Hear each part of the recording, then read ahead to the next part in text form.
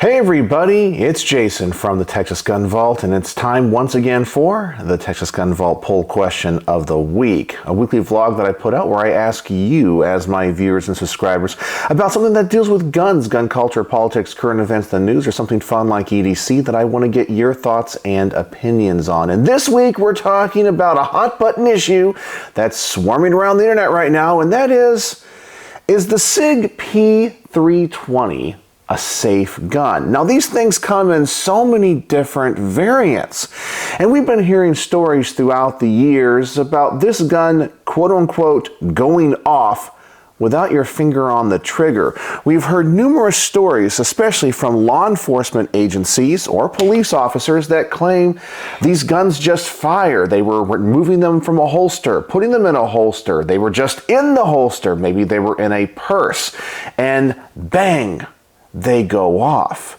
And of course, there's a lot of questions about what's really happening. A lot of people have theories. Some people are very definitive in their theories and very confident that they know what's going on.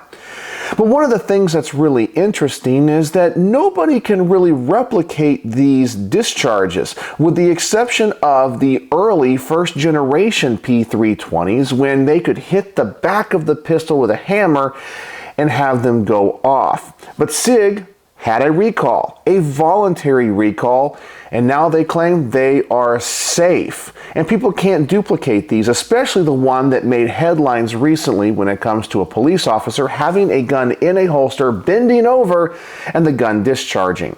Now, a lot of people claim that gun was not properly holstered. We don't even know what type of holster it is. There's still so much we don't know and so much speculation. But I wanted to ask you all how you personally feel about this. Is the P320 safe?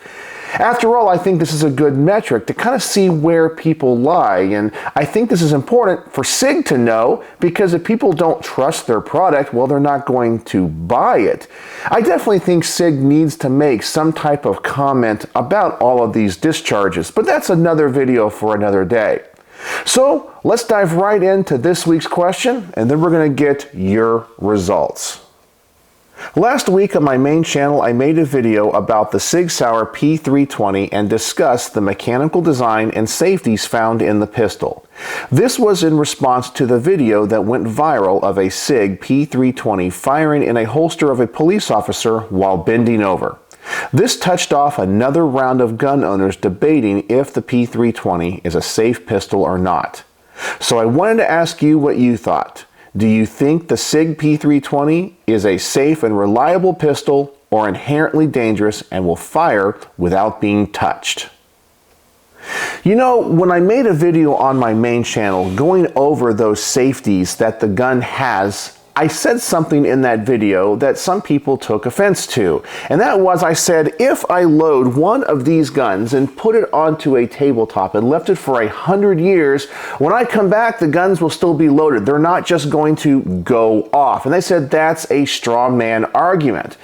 Well, these guns are going off potentially in holsters or with human interaction. That means the guns just don't go off by themselves. There's something interacting with the guns, whether it is a human being touching it in some way, whether the gun is being dropped, or an interaction with a holster, whether that holster is specifically designed for the P320 or not. There's something that is interfering with them.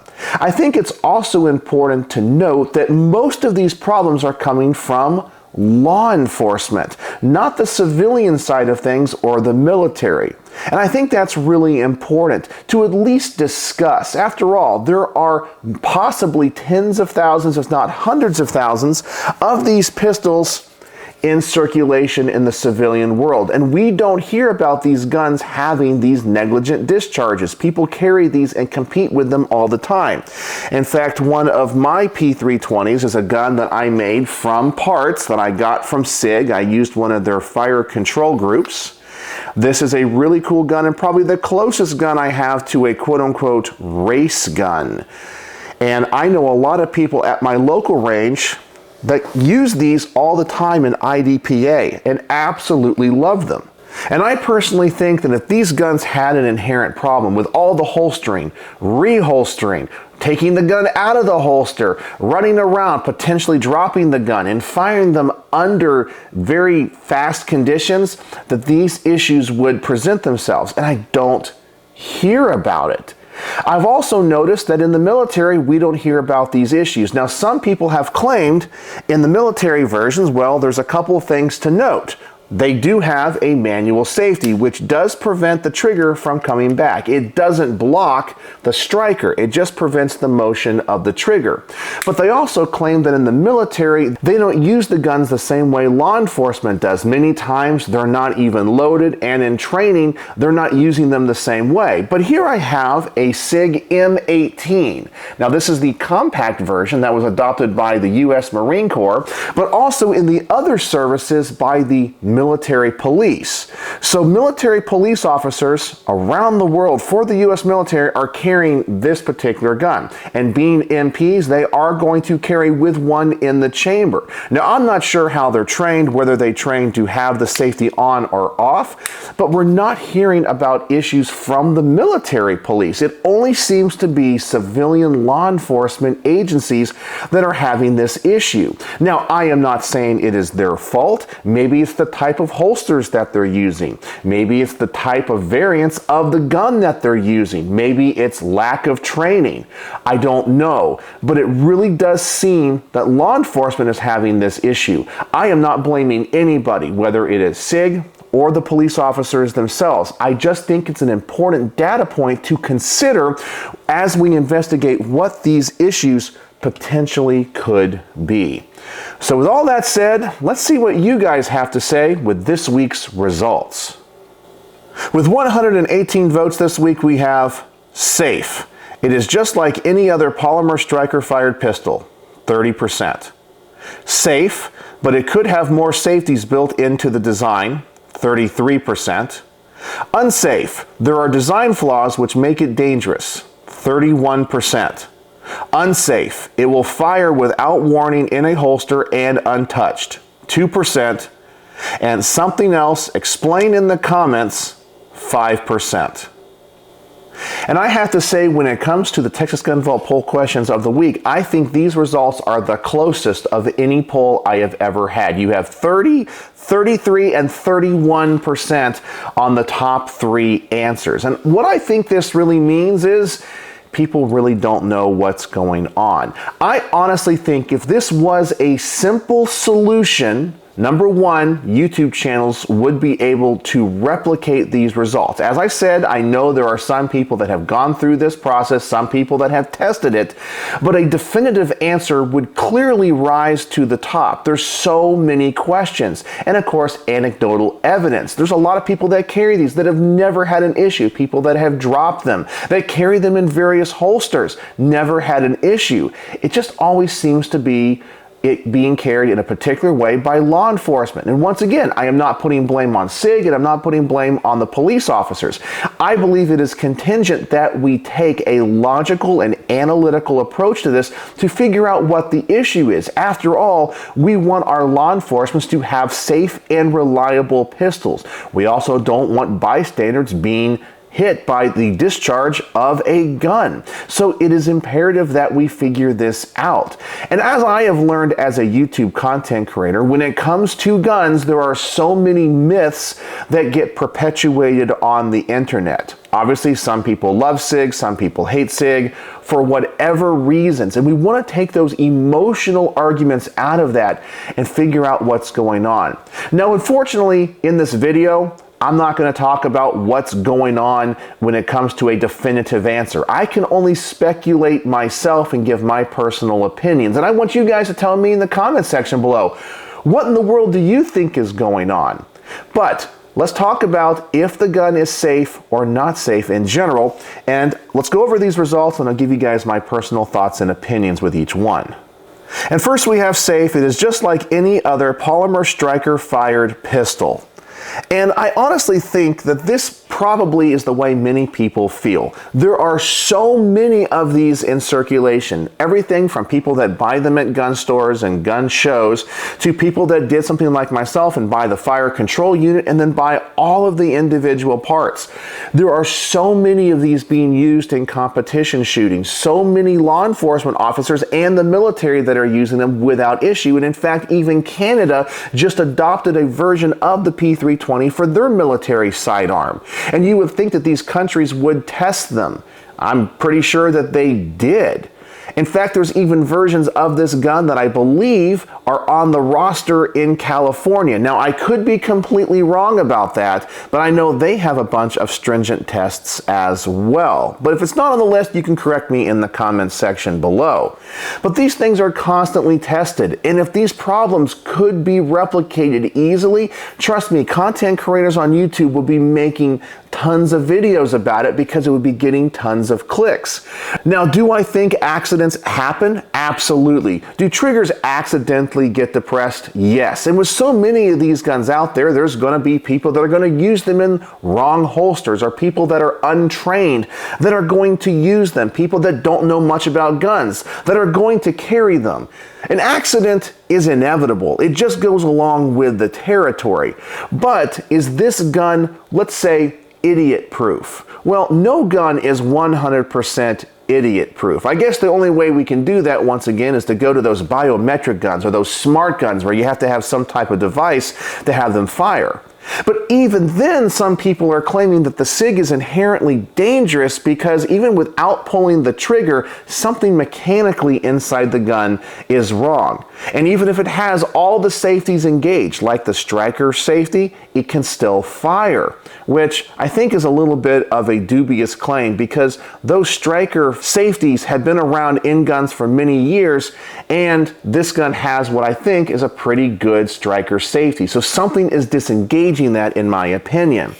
But because there's so many out there, I definitely understand why people would think it is inherently a safe gun, because if it wasn't, I think we'd have way more issues than what we do. After all, hundreds of thousands of these, potentially millions of them in certain variations between the militaries and police of the world, and we only have a handful of these negligent discharges. That's a pretty darn low rate, and I'm sure other guns like Glock or HK have had issues like this as well, but we don't hear about it, and there's not this big hatred towards it. So I understand why a third of you essentially think it is safe, and I think that's a very logical conclusion to have. And then next we have safe, but it could have more safeties built into the design. Now this got the most votes with 33%, barely squeaking above everybody else. And I have to say, when it comes to how I would vote, which by the way, I never vote in these polls, I never comment because I don't want to skew the results, this is actually the way that I most likely would have voted. In my personal video on my main channel where I talk about the safeties, one of the things I mentioned that many other guns have that are polymer and striker fire that the SIG does not have is a blade safety. Some people call it a dingus safety, and it's one of those safeties that's right here in the trigger, that the trigger has to be depressed and has positive energy against it for the trigger to be pulled back. And I think the reason that's important is many of these that are going off in holsters is that they're going off in holsters. And that tells me that there's a potential that inside of the holsters, maybe the way that they're designed, that something is catching on the side of the trigger. Now, investigating my M18 here and my personal P320 race gun, I will say that the sides of these triggers are pretty far out. They're wide triggers, and they're almost to the side of the trigger guard. And many of those holsters use a friction fit, especially in the Kydex holsters that go around the trigger guard. So is it possible that the holster itself, while it is snapping around the trigger guard, has enough friction on the side of the trigger to pull it back, or pull it back partially, so once the gun is jostled in the holster, it's enough to pull the trigger back? I definitely think that's a high probability. One of the videos that I would love to see on YouTube be made more right now is holster testing. We need to find out if these guns have a problem with holsters or certain holsters. I think that would be a great investigative thing that many YouTubers can do. Instead of just looking at the gun, let's look at the other possibilities. I don't think necessarily it's user error. After all, the video that we saw, the officer wasn't even touching the gun. So it's not his fault in that respect. Maybe he holstered it incorrectly, or maybe the holster had a problem and that the holster was poorly designed for this type of gun. And I think that would be a great investigation to have and something that we definitely need to discuss. That also reminds me about the military ones with the manual safety. If by chance in these holsters, if the trigger is being depressed, this manual safety will prevent that trigger from coming back. It's a mechanical safety in fact that it just blocks the trigger. It doesn't change any of the other aspects of the gun. I think that's important. And once again, with these negligent discharges, when they're going off, that means the striker safety is disengaged in some way. And the only way for that striker safety to be disengaged is if the trigger is pulled back. That's telling me that in these negligent discharges, the triggers are being pulled in some manner for some reason by something. And my conclusion, I think in general, is going to be it could be a holster issue that they're improperly designed for these guns. Then we have unsafe. There are design flaws which make it dangerous. Now, that lack of that safety, I understand why some people would think that. And then when I do look at the striker safeties as compared to HKs or Glocks, I can definitely say the ones in these guns are a little bit smaller.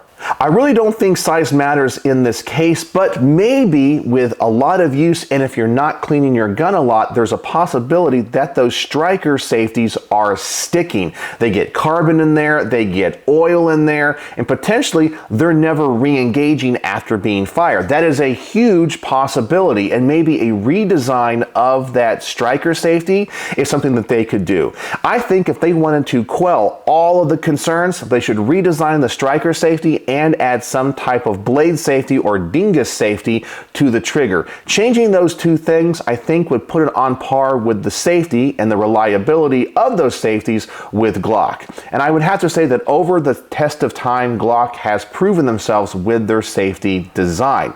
The only issue with that is that if Sig does make those changes, it means that they're possibly admitting fault and opening themselves up to lawsuits. And maybe they don't want to do that. Then we have unsafe. It will fire without warning in a holster and untouched 2%.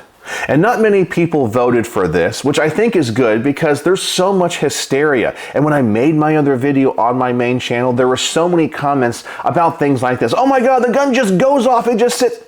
I don't know, there's no proof of that, but once again, people will believe anything they hear on the internet, and rumors just get bigger and bigger and bigger as it gets exaggerated. It's like playing that game of telephone. The gun community is terrible for this. Just like all of the myths that came around with the ATF pistol brace amnesty registration. I made lots of videos on that. There was so much hysteria, so much misinformation, and it was spreading like wildfire, and you couldn't stop it. And you're just sitting there like, don't you guys want the real information? Don't you want to approach this in a logical and reasonable position? Nope, people just want to go right to their hearts and be emotional about it. But I am really glad that in this poll, so few people voted this way, because there's absolutely no proof at all that this gun will just go off if it just sits here and you don't touch it or put it into a proper holster. And then we have something else explained in the comments, 5%. And going through the comments, it looks like people are saying it could be a holster issue or a safety malfunction issue, especially with the striker safety. So that's what I think about all these. So let's see what you guys had to say with the top rated comments of the week. And then with the top rated comment of the week, we have Dorig143, who says, I think in general they are safe, but there are those few P320s for some strange reason that are unexpectedly going off on their own. I feel Sig really needs to take this a lot more serious than they seem to be. Sig seems to try tough blame the user or some other issue other than taking responsibility for their firearms and figure out why this is happening. Now, I do agree with that 100%. I think this is contingent upon Sig figuring this out. It is their job. They need to get a bunch of these and test them. They need to record them testing them, doing drop tests on them, trying to holster them with various holsters, get all these different brands of holsters. Check out and see what it is. And they need to publish this data. Then, if they can't replicate these results, I think it would give people more confidence. I think this is really important. I also think that independent sources need to be doing these tests as well. After all, in the scientific community, something is only considered to be true if you have published results of a test and then other people duplicate those results independently. That is what I think is key here in trying to figure this out. But nobody seems to be truly interested in figuring this out. It's just really easy to either blame Sig, blame the user, and that's it. Well, let's actually do some tests. We really do need to investigate this the proper way using the scientific method. Then we have Paul K003 who says, I have 3 P320s. I am really starting to question the safety of them. After seeing the last video, there is no way that Sig can deny there is an issue. The sooner they research the issue, the better off we'll all be. It was only sheer luck that someone was not hurt in that last video. Next time, someone might not be that lucky. Absolutely. And someone else saying Sig needs to investigate this. And just by them investigating this does not mean that they are admitting that there is a problem. They're just saying, we've heard there's a problem, we've seen these videos, we want to see if we can duplicate this, and if we can, what's causing it, and then maybe come up with a solution to either train people better or change the design of the gun, or tell holster companies, hey, you need to redesign these. Whatever the issue is, I think that's really, really important. After all, they got a lot of money tied up in this gun. That's why some people blame Sig, saying they don't want to ruin those government contracts, but they need to take responsibility and figure out, why is this happening to us? Then we have Walter Miner 4990 who says, being an old 1911 guy who carried them since 1973 and only entered the polygun world in 2015, I require a thumb safety on my striker-fired guns. However, that's just me. Many striker-fired guns today offer a thumb safety option, so I'm good. Best to you. And I agree with him. I personally like the idea of having a manual safety on a gun. Now, on these striker-fired guns, for those people that say, you don't need it when you got to pull it out fast and defend yourself. Well, what did people do for so long if they carried 1911s? Or in today's day, the 2011, if you're going to carry it cocked and locked, you have to use a manual safety. Why is it such a training issue when it comes to a polymer gun? I personally like having that option. And if you don't think a manual safety is needed, guess what? You can carry it with it down. It just gives you more options. Personally, I like guns like the Sig with the manual safety. I like getting guns with all the options that they come with, but I understand why some people don't want that because they're used to other guns like Glocks, but give me that manual safety any day of the week. I don't have to use it, but it could come in handy. Then we have Spirit Moon Intuitive who says, I say safe just like other polymer striker fired. I say this because I've owned others and always carried them cocked, locked, and one-chambered and never had a ND or AD. There's no better safety than the one that's between your ears. I understand that one can become lax when carrying, especially if you carry daily and have done so for years. I'm so used to having a gun on me that I remind myself I'm carrying. Absolutely. And regardless of what the issue is, remember the best safety is the one that is between your ears and in your head. But that also extends to the gun you carry and the holsters that you use. If you're going to use this as your safety, it is really, really important that if you're going to carry a gun, that you test out your personal equipment. You know, if you're going to buy a new holster for your carry gun, well, put that gun in the holster, holster it, Take it out, reholster it. Take it out, reholster it. Double check that it is safe. It is contingent upon you to check your own gear. As a musician, many times I get on my students because they don't take care of their instruments. And then they get frustrated when their instruments don't work right and they let them down. I'm like, well, as a gun owner, we have to do the same thing. If you're somebody that just shoots and shoots and shoots and never cleans your gun, well, don't be surprised one day when you're at the range and the gun goes bang when you didn't want it to go bang, or it goes click when you wanted it to go bang, because you have not maintained your gun. You haven't maintained your tool. It is important to clean and double check the mechanics of these. These are not run by magic. Springs can go bad. Things can get into the gun's mechanics that can cause problems. It can cause issues. It's up to you to make sure your gun is running right. Learn how to field strip your gun. Learn how to do basic maintenance. Just don't shoot the gun and go, well, it's a Glock. It runs forever. You never have to clean it. That's what the soldiers in the Vietnam era were told about the M16A1 and why there were so many issues. So you gotta make sure that you maintain your tools. And then finally, we have Brownworks. And by the way, guys, Brownworks, awesome sponsor of the channel. Go over there and check out his grips. He is an amazing craftsman, and it's awesome that he's commenting on my videos. We have fire without being touched. See Newton's first law. They can always add more safeties, but the public decides if it is safe and reliable if they continue to purchase them. Any good company will continue to improve their product. And this is really telling because Mark at Brownworks, well, he's a business owner, and I can tell you, if he had problems with his grips, the very first thing he is going to do is double check the design, make sure that what he's making is safe and working. And if it's not, he'd be like, okay, I gotta fix this. It's contingent upon the business owner to go, I made a faulty product, I gotta fix this. And I know Brownworks would fix it if they had a problem with their grips. Sig has to do the same. And I know it's expensive because they are a multi-billion-dollar company making firearms for people around the world. Militaries and police use them. They have big contracts. I understand the hesitancy, but to me, it's two sides of a coin. What if you start having more negligent discharges and you get sued into oblivion, and then lawyers are going to say you knew about this problem all along and you didn't fix it?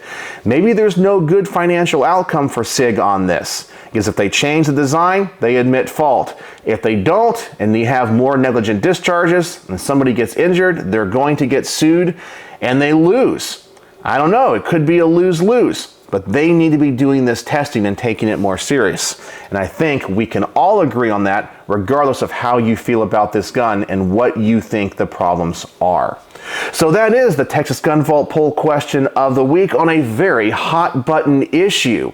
And I appreciate you guys participating and voting in this. And if you guys would like to see what next week's poll is, please go to the community tab of my YouTube channel and go over there, see what the question is, make sure that you vote and comment and like other people's comments so we can get the top rated comment of the week. And I really appreciate you guys, as I said, participating in this. I love making this segment every week and talking about issues about guns and the gun culture and the gun community that are pressing at the time. So let me know what you think in the comment section below. And is the P320 a safe pistol?